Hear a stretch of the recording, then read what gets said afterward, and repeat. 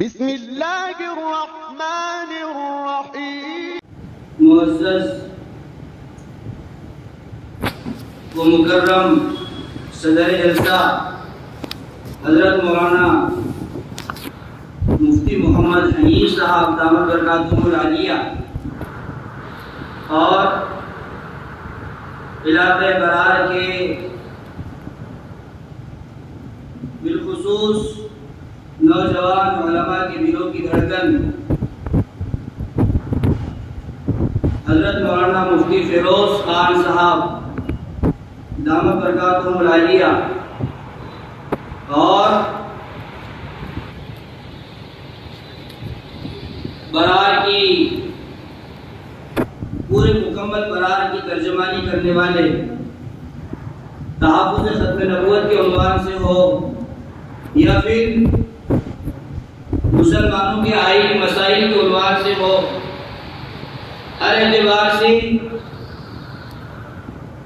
تمام فرق باطلہ ضالہ کا تعاقب کرنے والے بہترین ترجمان، جس سے میری مراد میرے بہت ہی عزیز محسن اور بہت ہی مشفق دوست حضرت مولانا مفتی اظفار مجتبیٰ خان صاحب مظاہری، یہ انہی لوگوں کی محنتیں اور کوششیں کاوشیں ہیں کہ آج ہمارے اپنے علاقے میں تحفظ ختم نبوت جیسا بہت اہم کام کرنے کا ہم تمام کو موقع مل رہا ہے۔ پوری نظر ڈالیں، کوئی فریاد کھڑے ہو کر یہ کہے کہ میں نبی ہوں، قادیانی کی ناجائز اولاد کھڑے ہو کر یہ کہے کہ ہم نبیت نبوت کے دعوے کرتے ہیں، اور ہم اچھے اچھے گاڑیوں میں، اچھے اچھے لباسوں میں، اچھے اچھے امام و شماموں کے اندر گھومتے رہے، تو یہ ہمارا گھومنا اور یہ ہمارا ظاہری تصنع سوائے بربادی کی دنیا میں بھی اور آخرت میں کچھ ثابت نہیں ہوتا۔ اس لیے میرے عزیزوں، میں آپ تمام علماء کرام سے بہت عاجزی کے ساتھ اور انکساری کے ساتھ درخواست کرتا ہوں کہ اس کام کو سمجھنے کی کوشش کرے، اس کام کو اہمیت دینے کی کوشش کرے۔ بہت سارے علماء کرام جن کو میں نے کال کیا الحمدللہ وہ سارے پہنچے، اور جن کو پہنچنا چاہیے تھا کسی وجہ سے، حالات کے صحیح نہ ہونے کی وجہ سے وہ لوگ نہیں پہنچے۔ سب کا پہنچنا ضروری ہے اور سب کا کام کرنا ضروری ہے۔ جو ذمہ داریاں یہاں پر ہمارے بڑے ہمارے کندھوں پر ڈالے، ان ذمہ داریوں کو تحفظ ختم نبوت کا گارڈ، تحفظ ختم نبوت کا سپاہی اور آقا نامدار سید الابرار محمد رسول اللہ صلی اللہ علیہ وسلم کے دین کا چوکیدار سمجھ کر بسر تسلیم خم ہم تمام قبول کریں گے سب۔ اللہ عمل کی توفیق عطا فرمائے۔ کہنے والا سب سے زیادہ عمل کا محتاج ہے، اللہ تمام کو عمل کی توفیق عطا فرمائے۔ وما توفیق الا باللہ۔ اصل میں ہم نے اپنے آپ کو تحفظ ختم نبوت کے عنوان سے بالکل بہت دور رکھا ہے۔ ہم یہ سوچتے ہیں کہ تحفظ ختم نبوت کا تحفظ کوئی آئے گا، کوئی اٹھے گا، کوئی کرے گا تو ہوگا۔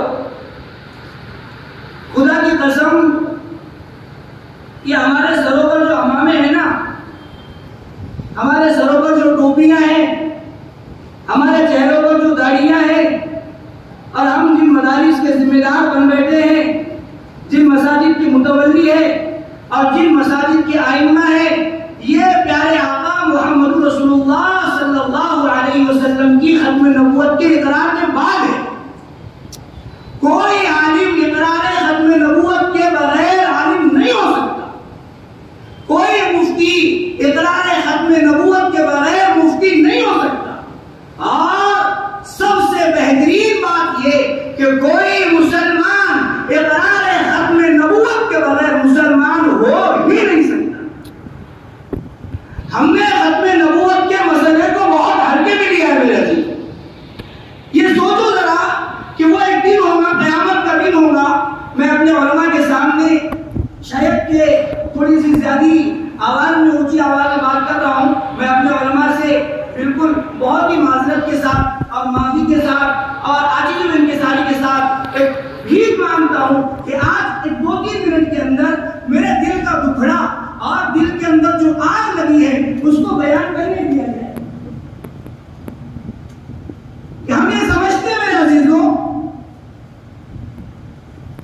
کہ تحفظ ختم نبوت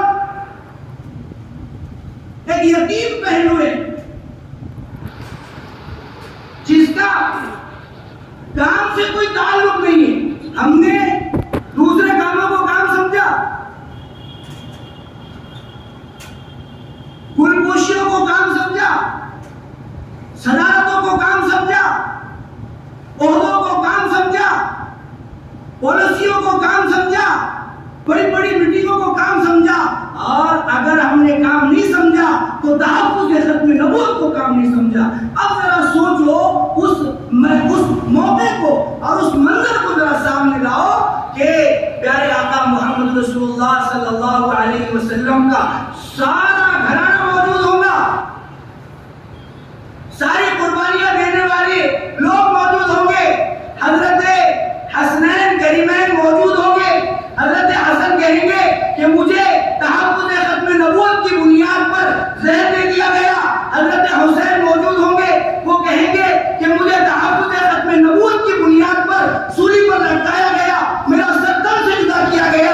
ہاں 2023 کے اندر، 2024 کے اندر، 2025 کے اندر جب ہمارے نانا کے دین کا جنازہ نکالا جا رہا تھا، چور کچکے ظالم اور فاسد ہمارے نانا کے دین پر ہاتھ ڈال رہے تھے، داغداری کر رہے تھے، جن کے نام پر تم جی رہے تھے، تم نے ان کے دین کے ساتھ کیا کیا؟ ان کے دین کے تحفظ کیسے کیا؟ ان کے دین کے تحفظ کی کیا شکلیں ہونی چاہیے تھی کہ تم نے کیوں نہیں سوچا؟ اگر اس وقت یہ سوال ہو جائے تو کہاں بھاگیں گے؟ یہ سوچو ذرا. ہم علماء ہیں، ہم دین کے ٹھیکیدار سمجھتے ہیں اپنے آپ کو، ہم دین کے جاگیردار سمجھتے ہیں. خدا کی قسم ہم دین کے ٹھیکیدار ہیں. اگر ہے تو ہم کو تحفظ ختم نبوت کا تحفظ کرنا بہت ضروری ہے. اس کے علاوہ کوئی چارہ نہیں